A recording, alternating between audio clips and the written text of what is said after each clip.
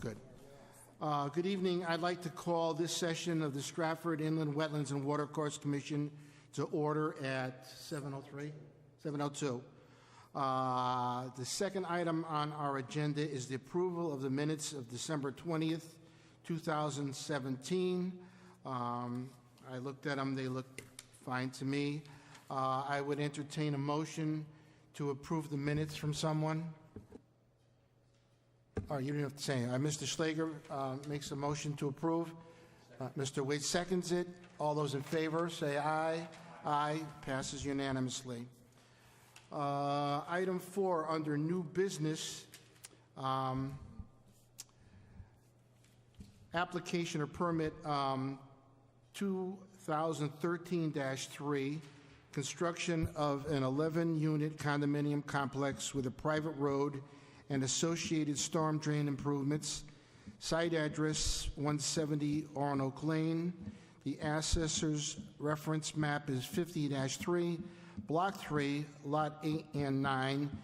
Applicant Bluebird Prestige LLC, formerly known as Unique Way LLC, and they're asking for a formal request for permit extension. Tina, do you want to fill this in on this? Sure, I'll give you a quick background. Sorry. All right, so quick background. They have asked for a 2-year extension, and they had submitted the request before the expiration date of their permit, which was February 21st. But since we haven't had any meetings since December, we obviously weren't able to approve that extension until tonight.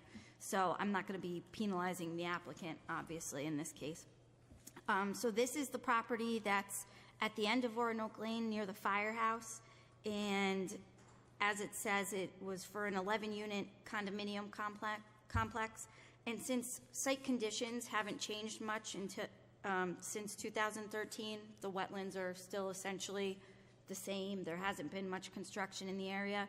I believe it's in the best interest that we just grant the permit extension at this time.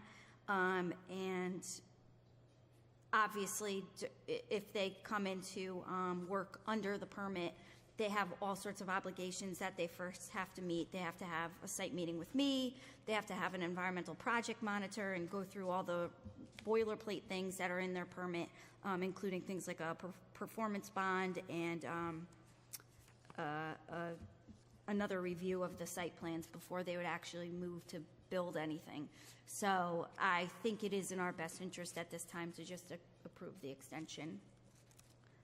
We have control over the process.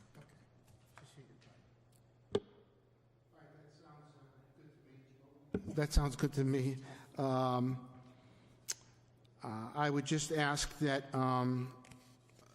whoever would want to make the motion to accept the extension also include the recommendations from staff. I'll read them. Staff recommends granting the permit extension for 2 years for the following reasons. The applicant claimed economic hardship for not being able to begin the project within the expiration date of the permit. It would be difficult for the commission to prove otherwise. B, and that recommendation, the wetlands boundaries remain unchanged. There has been no major development that has altered the water course significantly. This is the first permit extension the application has requested. Staff also recommends, though, that if the project has not been completed within the 2-year extension, that the applicant be required to start with a new permit application for any future development of the site. This can be made the terms of the approval for the extension. So if you would just add the staff comments into your motion, I would entertain a motion to extend the permit by someone. Mr. Schlager, seconded by Mr. Blake, and which will include the staff comments. Is there any further discussion by anyone? Anyone wanted to? No? Okay, go hit your button. On 170 Orinoco Lane, the Four Corners, the water problem down there, it hasn't been completely adjusted yet. They're still working on it with the state, and I understand the Army engineers. I would just like something to be put in that Orinoco Lane project should be in conjunction with the finishing of the water problem on the Four Corners. Is that a problem to do that? Could we make that a condition of this extension, or should we bring it up in our discussion and make a motion for that?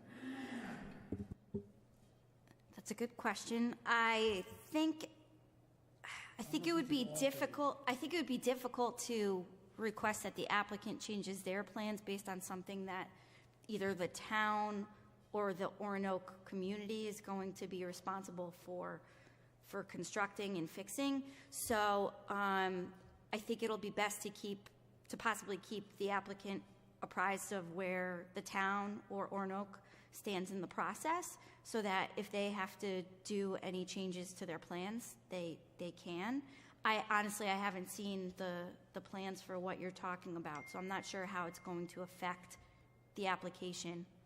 Nobody has. It's been going on for a long time. A long time. I mean, people that are on this committee for a while know about this, so it's not something brand new.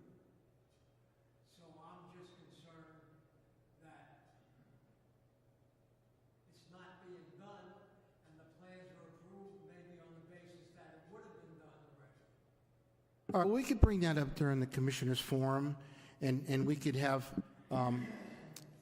Tina request more information for us so it could come up at our next meeting, so we could be more well-informed on that. Is that all right? That's fine with me. Okay, Yes, thank that's you. fine. And just another quick note. So I actually received another application for 170 Orinoco Lane, but it didn't get to me in time to be on the agenda for this month. So it'll be on next month's agenda. So I'm interested to see, first of all, why they're coming in with another application for the same property, what they want to do differently in the first place. And if that includes any of these structural changes that you're talking about being made to the water course. All right, so I have a motion to approve and a second. All those in favor of approving the... Pardon? Mr. Blake seconded. To approve the extension on 2013-3, say aye. Aye. Opposed, none. Carries 5-0. Thank you. Okay, the second item under new business is permit 2008-11, a four-lot subdivision on property located on Patricia Drive. Site address is 175 Patricia Drive. The assessor's reference map 50-50.21, Block 2, Lot 35. The applicant, Cummings Enterprise Incorporated, a formal request for permit extension. Tina, if you would give us some background. Sure. So this is another permit extension request for 2 years. The terms of the permit will not change, and only plans approved in 2008 will remain approved. Staff recommends granting the permit extension for 2 years for the following reasons. Again, the applicant is claiming economic hardship for not being able to begin the project within the expiration date, and again, I believe it would be difficult for us to prove otherwise. B, the wetlands boundaries, again, are remaining unchanged. There's been no significant development or alteration to the water course in the area. Again, this is also the first permit extension that the applicant has requested, and the permit, as it stands, only authorizes construction of a road, associated drainage, and a wetlands crossing. So all the individual lots, all four of them, cannot be developed without a separate application made for each separate lot. So that application would have to be made to and approved by our commission before they can actually develop any of the lots. And again, the permit has our typical verbiage for things like performance bond being required, conservation easements granted, the posting of the wetlands and conservation easement boundaries. So there's numerous parts of this application, numerous parts of this permit that the applicant hasn't even started working on yet. So I really don't see this going anywhere without us being able to have a very good handle and oversight on it. Okay. So is it because of the economic hardship that they're having? Because of the economic hardship, is it going to possibly wind up being dropped completely, or are they just going to? That's a good question, and I don't know at this time. I'm assuming the developer just wants to keep their options open at this point. And being that this is the first extension, I'm okay granting them a one-time deal. But, you know, if they're going to come back again in 2 years and ask for another extension, I think, you know, at that point, it's going to be over a decade that the permit has been absent. And at that point, I would say no. Sorry, at that point, I would say no. After the 2-year extension has been granted, if they haven't done anything, they're going to have to come back in with a new application. Thank you. It's hard. Yeah, any other questions? Yes, go ahead, Doctor. It's hard to imagine that this is 10 years on one application, and now we're giving it an additional extension. It doesn't make any sense to me. I mean, whether we say no now or 2 years from now, unless they have something imminent that they're going to be doing at this point, I'm not sure that makes any sense. My issue is I don't know if I have the grounds to deny it, and if I deny it, then they can just appeal it, and I feel like it would get caught up in a court process. A court process that we don't really need to be in, because I honestly don't see anything happening on this within the next 2 years. I don't think they'll be able to get all of the information they need together to put a bond together, a conservation easement. I don't see that happening. I just don't see it happening within the next 2 years. And they would have to make substantial progress in the next 2 years for us to grant them another extension. And I really just don't foresee that happening. That's my feeling on it.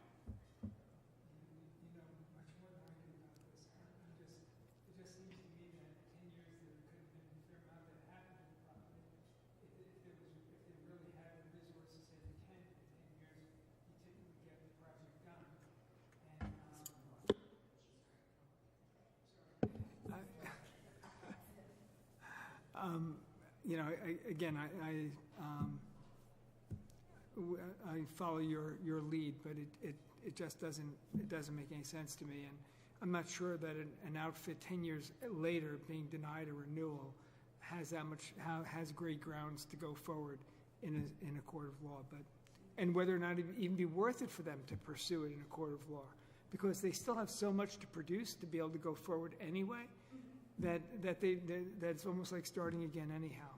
So.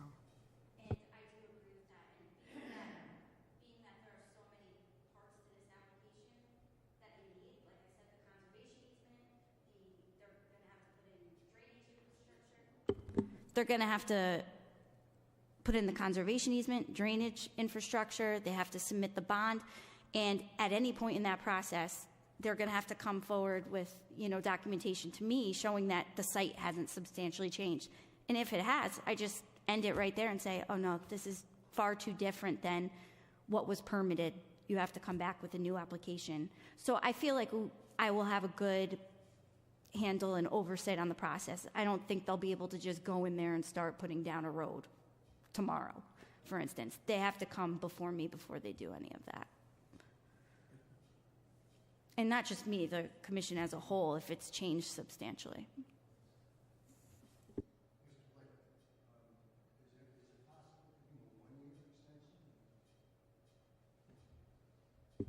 If the commission wants to do that, we can do that. We could do a 1 year.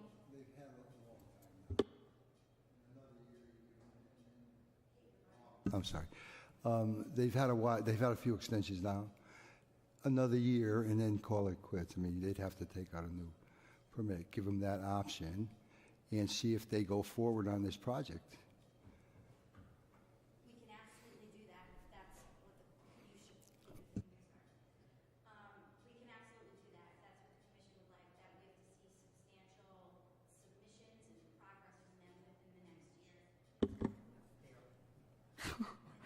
This is annoying. I'm really sorry. It does. And now I keep losing my train of thought. Anyhow, I think that's actually a good idea. And if we can condition the extension so that we have to see substantial progress by the applicant within a year, such as, submission of the conservation easement and the bond, showing that they're going to be moving forward. And if that hasn't been done within a year, then we could say, okay, your permit has expired officially. You need to come in with an entirely new permit. So if you're gonna do them both 1 year, and 170 Roanoke Lane also just 1 year. Well, we already did that. It's just a formality,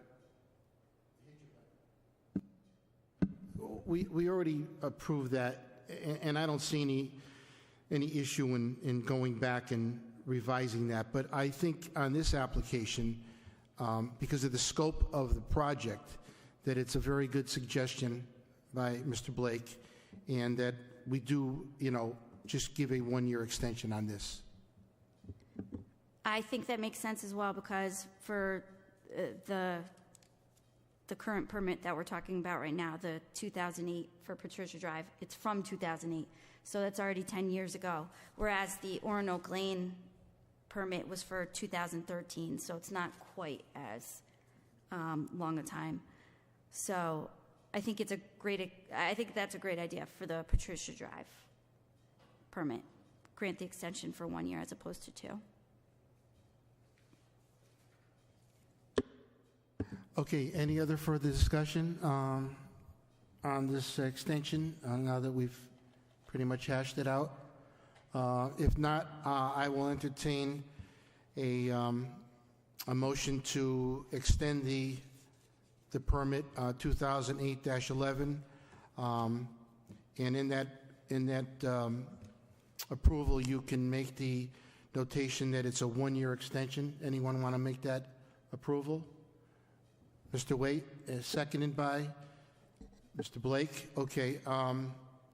In your approval, Tina, add in there what you want to. Yeah.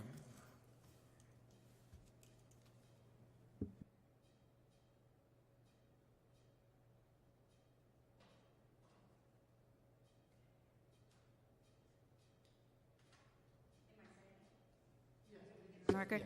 All right, so the IWWA permit 2008-11 will be approved for a 1-year extension, and during that time, the applicant has to show substantial movement forward on the project by submitting a bond, getting the conservation easements in order, and showing me that they're going to be making a substantial effort to install the road and infrastructure for their future development. And if that hasn't been met within the year, the permit will formally expire, and the applicant would have to come back in again for development.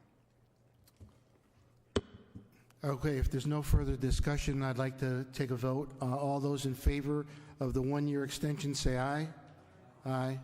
All those opposed? Carries unanimously. Thank you very much. The next item on the agenda is staff report. There was one administrative permit that was issued between December 20th and April 18th, 2018.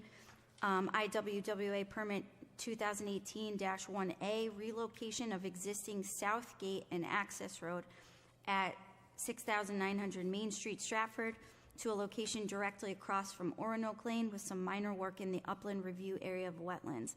Address is 6900 Main Street, Stratford, Connecticut, 06614, map 70.21, block 11, lot 1. Applicant is Sikorsky Aircraft Corporation. This was a very straightforward administrative application. Sikorsky Aircraft was just moving their gate. Literally, they moved a gate to align with Roanoke Lane. And I believe they're going to be starting that work fairly soon. And the work that was done in the upland area was already paved over. It's not like this was a a vegetated upland review area. It was all asphalt. It was all over a parking lot. So I just had them install some silt fencing around the, it's essentially a drainage ditch, which was the water course that gave us our jurisdiction in the area. So it was just a small water course that was really the only thing that they needed to protect. So they had the permit condition of putting the silt fencing around it, and everything should be good. Okay. Any other questions for the commissioner from the commissioners on the administrative permit? Any questions? Okay, item 7 is Commissioner's Forum, and if Mr. Schlager wants to request that Tina gather more information on the drainage issue on 170 Roanoke Lane that has been an issue for quite a while now, she can do that if he wants to request it, and then include it in our next meeting that we have in conjunction with an application that's in the same location. So if you want to do that, Mr. Schlager. Yeah, Tina, there's a new executive director, Mr. Rodriguez. You can contact him on, my behalf and explain what it is, and he can get all the information that's been accumulated. He'll have to probably take some time on his part, but that would be the best route to go as far as what the updates are. We get an update almost every once in a while, but he'll be able to give you the whole chronological order on that. And if you want, I can, meet with you and him and whatever. Sounds good. I will definitely reach out and find out what I can find out for it.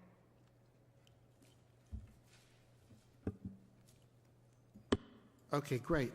Any other issues that the commissioners want to talk about at all? No? I just have one more thing. Okay, Tina has one more thing to mention. I'm not sure if any of you are familiar with complete environmental testing on Loops Drive. Does anyone know where that is? It's off of Stratford Avenue, kind of in the vicinity of Two Roads Brewery, going that direction. So they currently have a building that abuts a wetland, and a fair portion of their building is already in upland review area, and they need to do an addition onto the back of their building. They need additional lab space and loading area. So they wanted me to take a look at the plan first to see if it was feasible, because they knew that they were going to be encroaching at least a bit into wetlands to extend the building and then also extend the parking lot area. I've been out to the site multiple times just because I've had to drop samples off there myself, and they are very constrained. They have a tight space. They abut a wetland that's essentially more like a drainage area. It's not a very high functioning wetland. It's not connected to any major type of, More of a pocket one. it's more of a pocket wetland.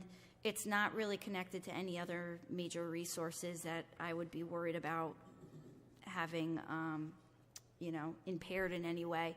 And so I talked to the person who runs the business there, and I said, let me bring this in front of the commission and see what they think about it before you go through the whole application process. Because he said, if this is an automatic no, I'm not even going to bother trying, but we might have to move out of town because we need more space.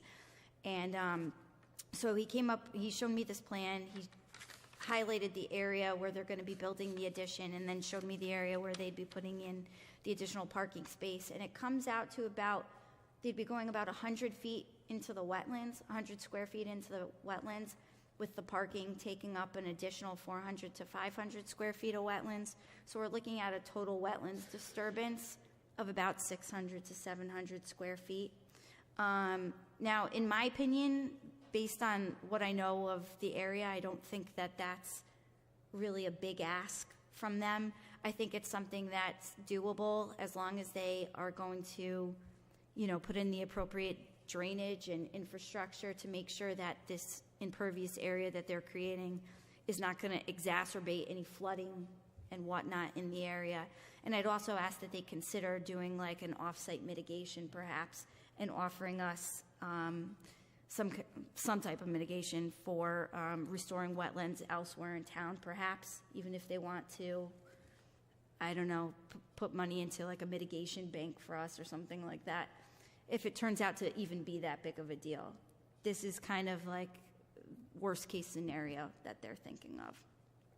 So I think what I'll tell the applicant is, come forward to us with a complete application. We can't really know until we've seen something concrete. It doesn't seem to be that impacting, though. And that's exactly what I told him. I was like, it doesn't seem to me like it's all that impactful compared to other applications I've seen. So I think you do stand a chance. So I think as long as you guys are on board, I'll tell the applicant to come forward with a full application. Yeah, I don't have a problem with it. I mean, there are areas in the town that they're low-quality wetlands, and the property itself or the layout of the land makes it very difficult for them to do an expansion such as this. It's a parking lot that's going to intrude. As long as they have a good buffer and, maybe we could have it monumented or stake it or maybe put a fence or something so there's no other intrusion in it. But I don't have a problem with it. Any other problems with the other commissioners at all? One other thing I'll just add is the parking lot area, that might be a simple fix, if you will. We could have them do a pervious surface as opposed to an impervious surface for the parking lot. They might be able to do gravel or even pervious pavement. So there are some options that we can throw out to them during the course of the application process. Okay, thank you. All right, then if there's no other questions from the commissioners, and his staff is pretty well set with their comments, I'll entertain a motion to adjourn. Mr. Schlager, second Mr. Waite, all in favor, say aye. Aye, unanimously. Thank you very much. What was the time? 7:29. 7:29, thank you.